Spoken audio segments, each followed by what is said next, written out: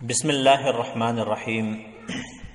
میرے عزیز طلباء و طالبات، کل ہم نے سورہ حجرات کی آیت نمبر 1، 2 اور 3 جو ہے وہ تلاوت کی تھی اور مختصراً اس کا ترجمہ کیا تھا، اور آج ہم پڑھیں گے آیت نمبر 4 اور آیت نمبر 5۔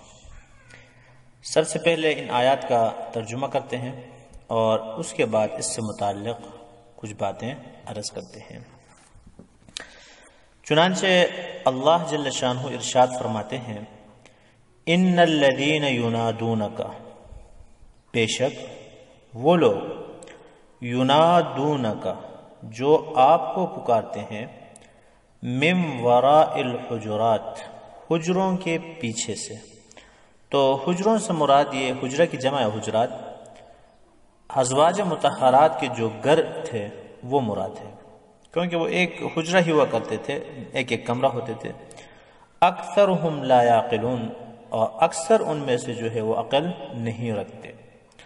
ولو انہم صبروا، اگر وہ لوگ صبر کرتے، حتی تخرج الیہم، یہاں تک کہ تم خود باہر نکل آتے ان کے پاس، لکان خیر لہم، تو یہ ان کے لیے بہتر ہوتا۔ واللہ غفور، اللہ تعالیٰ بخشنے والا، رحیم، مہربان ہے۔ در حقیقت ان آیات کا پس منظر یہ ہے کہ جیسے کہ کل ہم نے عرض کیا تھا کہ بنو تمیم کے لوگ جو تھے، اعرابی دیہاتی لوگ تھے، وہ نبی اکرم صلی اللہ علیہ وآلہ وسلم کے پاس آئے تھے اور آداب دربار نبوت جو ہے اس سے آگاہ نہیں تھے۔ تو جیسے ہی وہ آئے تو ظہر کا وقت تھا، آپ صلی اللہ علیہ وآلہ وسلم آرام فرما رہے تھے، تو انہوں نے انتظار کرنے کے بجائے باہر سے آواز دی، یا محمد اخرج الینا، کہ محمد ہمارے پاس آ جاؤ۔ تو ادب کا ان کو خیال نہیں تھا کہ حضور صلی اللہ علیہ وآلہ وسلم اس وقت آرام فرما رہے ہوں گے، اور زور سے انہوں نے کہا، یا محمد اخرج الینا۔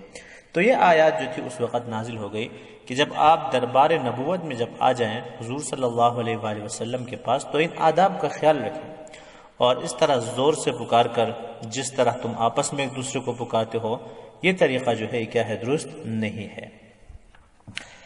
تو دوبارہ ان آیت کا ترجمہ دیکھیں، ان الذین ینادونک، بے شک وہ لوگ جو تمہیں پکارتے ہیں، من وراء الحجرات، حجروں کے پیچھے سے، اکثرہم لا یعقلون، اکثر کو عقل نہیں ہے، عقل نہیں رکھتے، سمجھتے نہیں۔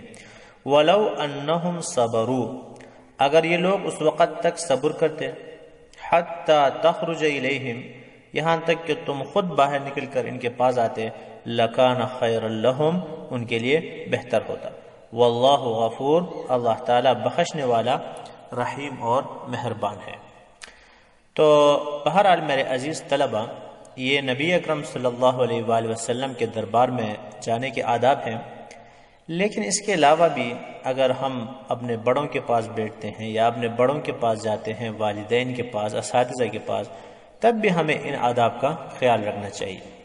مثلا استاد جو ہے وہ کسی کمرے میں آرام کر رہے ہیں، تو ایمرجنسی اگر نہ ہو تو ان کے باہر نکلنے کا انتظار کرنا چاہیے۔ تو ظاہر بات ہے ایمرجنسی نہ ہو، کوئی پریشان نہ ہو، تو اس وقت خواہ مخواہ دروازہ کھٹکھٹانا، اس کے آرام میں خلل ڈالنا جو ہے یہ مناسب نہیں ہے۔ اور اگر دفتر میں بیٹھے ہیں تو ظاہر بات ہے کہ اسی کام کے لیے بیٹھے ہیں، البتہ اس وقت اجازت لینا جو ہے وہ کیا ہے، ضروری ہے۔ اسی طرح جب آپ دفتر میں جاتے ہیں تو سامنے میز پر کوئی کاغذ پڑا ہو تو جھانک کر اس کو نہیں دیکھنا چاہیے، بے ادبی ہے۔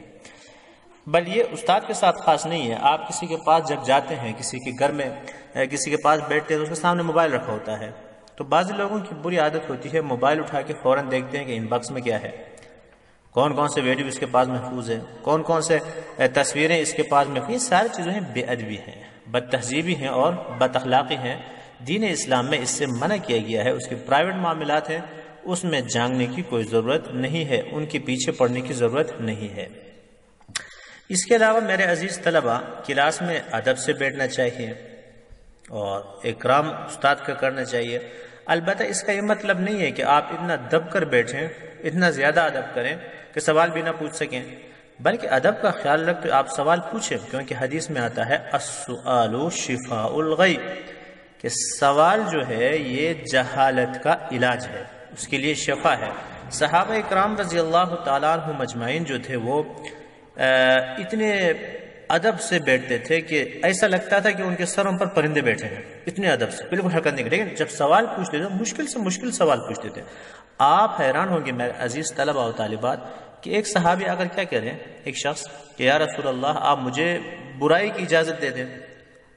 اب ظاہر بات ہے کہ ایک ایسا سوال ہے کہ کس سے کر رہا ہے، نبی اکرم صلی اللہ علیہ وآلہ وسلم سے، تو ظاہر بات ہے کہ ادب اپنی جگہ ہے، لیکن اس کا ہرگز یہ مطلب نہیں کہ آپ جو ہے ادب میں جا تو سوال بھی نہ کر سکیں، استاد کے سامنے بول بھی نہ سکیں۔ اصل میں خود اعتمادی ہونی چاہیے۔ بولڈنس جو کہتے ہیں نا، بولڈنس یہ خود اعتمادی کا نام ہے۔ ہم آج کل بے شرمی اور بے حیائی کو بولڈنس کہتے ہیں، یہ بولڈنس نہیں ہے، بے حیائی بے شرمی بری چیز ہے، البتہ خود اعتمادی ہونی چاہیے۔ اور اسی طرح استاد اگر کلاس میں ہو تو آپس میں گفتگو نہیں کرنی چاہیے، جیسے ہاں نبی اکرم صلی اللہ علیہ وآلہ وسلم کی مجلس کا تذکرہ ہے۔ اسی طرح استاد پڑھا رہے ہوں تو موبائل کا استعمال اور کسی کو میسج کرنا یا کوئی اور چیز دیکھنا، یہ سب چیزیں جو ہیں بد اخلاقی، بد تہذیبی اور قانون شکنی کے زمرے میں آتے ہیں۔ تو لہٰذا میرے عزیز طلبہ ان چیزوں کا، ٹھیک ہے حضور صلی اللہ علیہ وآلہ وسلم کی وفات تو ہو گئی ہے، لیکن ہم بڑوں کی مجلس میں جب جاتے ہیں، اساتذہ کے ساتھ معاملہ کرتے ہیں تو ان آداب کا خیال رکھنا چاہیے، کیونکہ تعلیم کا مقصد جو ہے نا صرف نوکر بننا نہیں ہے، ملازم بننا نہیں ہے، بلکہ تعلیم کا بنیادی مقصد جو ہے وہ انسانیت سیکھنا ہے۔ تو لہٰذا اگر ہم تعلیم حاصل کریں، ہمارے اندر انسانیت پیدا ہوئی ہے، تب تو آپ یوں سمجھیں کہ تعلیم کا فائدہ حاصل ہوا ہے، ورنہ نہیں۔